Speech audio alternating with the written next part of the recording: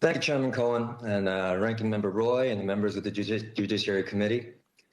I'm both honored and dismayed to be back in front of you again. Some of you may remember that I was with you just this past September discussing the importance of diversity in American media. You may recall that the reason I was moved to speak then was because the House had just recently passed H.R. 908, condemning all forms of anti-hate Asian sentiment. But I was disheartened to find that for a bill that required no money or resources, just a simple condemnation of acts of hate against people of Asian descent, 164 members of Congress, all Republican, voted against it. And now here I am again, because as every witness in this hearing has pointed out, the situation has gotten worse, much worse. Vicha Ratanapakdee, murdered. Pak Ho, murdered. Noel Quintana, face slashed with a blade from ear to ear. An 89-year-old woman set on fire. Tadataka Ono, a professional jazz pianist, beaten so badly he can no longer play piano. And now 7 Asian people shot dead in Georgia 2 days ago, 6 of whom were women. These are only a few of the 3,800 reported incidents since last March. I was speaking to a pollster during the recent elections, and I asked him why, when I see polling results broken down by race, do I so rarely see Asian Americans as a separate category? He heard my question, he looked me dead in the eye, and he said, because Asian Americans are considered statistically insignificant. Statistically insignificant. Now, all of you listening to me here by virtue of your own elections are more familiar with the intricacies of polling than I am. So undoubtedly, you already know what this means. Statistically insignificant literally means we don't matter. We as Asian Americans have come to this country because we believe in the American dream.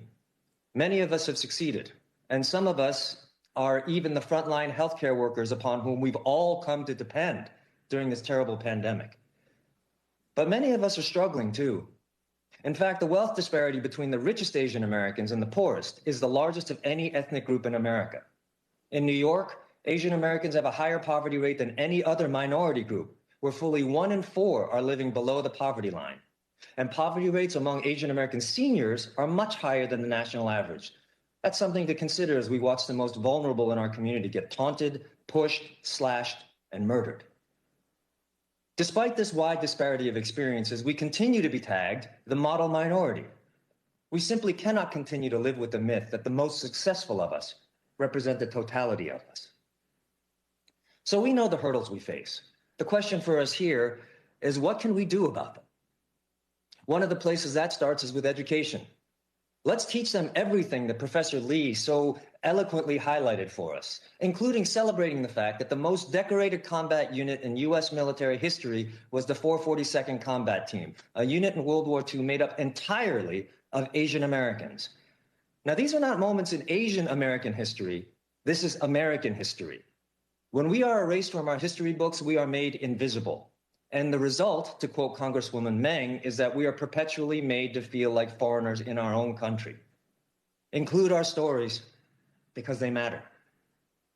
We must also empower our local community organizers by directing funds to areas that have been historically impoverished, not just for the benefit of the AAPI community, but for the benefit of all communities living there, most of whom are non-white. It's no wonder that there's historically been tension among racial groups when the thing they have most in common is poverty and lack of access to services. And there happen to be 2 pieces of legislation before this committee as we speak that deal with these specific issues. One is the No Hate Bill. It provides necessary grants and money to community organizations, counseling for those convicted of hate crimes, and improved data collection for hate crime reporting, among other important services. The committee also has before it right now the COVID-19 Hate Crimes Act introduced by Congresswoman Meng and Senator Hirono. It's crucial that we have reliable reporting for these hate crimes and an infrastructure that makes it easy for people for whom English is not their primary language. Chairman Nadler, you have been an ally to the AAPI community in the past. I respectfully urge you not to let these bills languish in committee, but see them through so that they can be passed by the full House and then on to the Senate.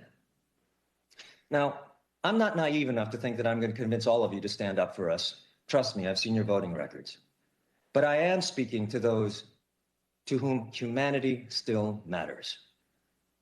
In closing, let me just say that there are several moments in a country's history that chart its course indelibly for the future. For Asian Americans, that moment is now. What happens right now and over the course of the coming months will send a message for generations to come as to whether we matter, whether the country we call home chooses to erase us or include us, dismiss us or respect us, invisibilize us or see us. Because you may consider us statistically insignificant now, but one more fact that has no alternative is that we are the fastest growing racial demographic in the country.